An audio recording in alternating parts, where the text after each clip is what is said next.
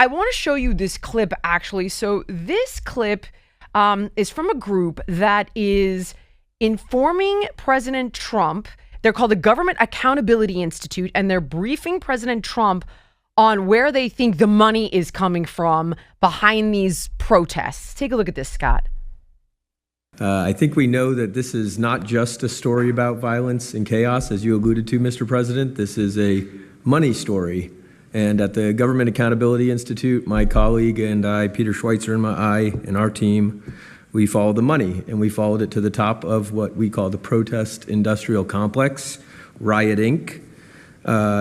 And we found a network of NGOs. It's not just the Soros network, the Open Society network, it's other funding networks, the Arabella funding network, the Tides funding network, Neville Roy Singham and his network, Foreign Cash. And it's also big left-wing funders. Some of them are not citizens of this country. Mr. Hans-Jörg Wyss of Switzerland. They're pouring money into this entire ecosystem. This is terrifying and it's crazy. And I would understand if it was like, well, American big left-wing donors are funding these protests because, we must resist and we think orange man bad and we have Trump derangement syndrome and there's a moral inversion where you think you're saving the world because you haven't taken the time to do any homework whatsoever on Trump and what he's done. But forget that. You know that a large part of this money is coming from the CCP. I mean, I've seen this with the LA riots, like Churla, and who's actually funding Churla and what's going on there.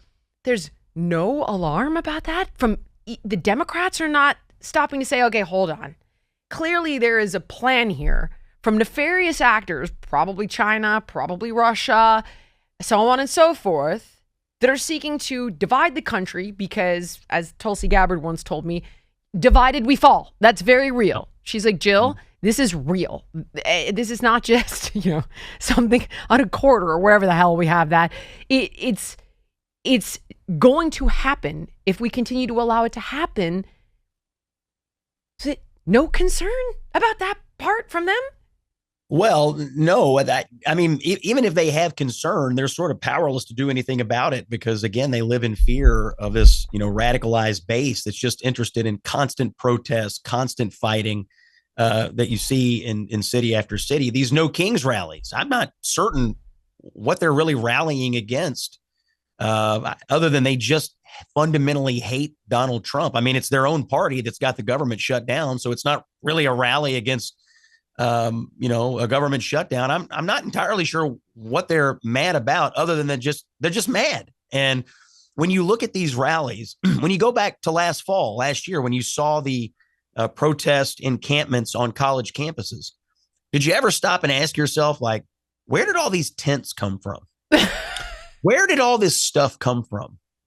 Did these college students all just magically run off to Target and grab them? Of course not. Somebody pays for this stuff.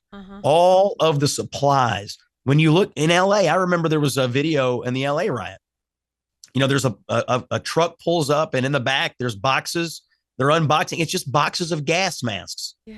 Did somebody go to Costco and No, of course not. This is all funded. It's all paid for. The supplies for this kind of protest environment, somebody is funding this. And I think what the president had done there was gather up some journalists, independent journalists who've been looking into this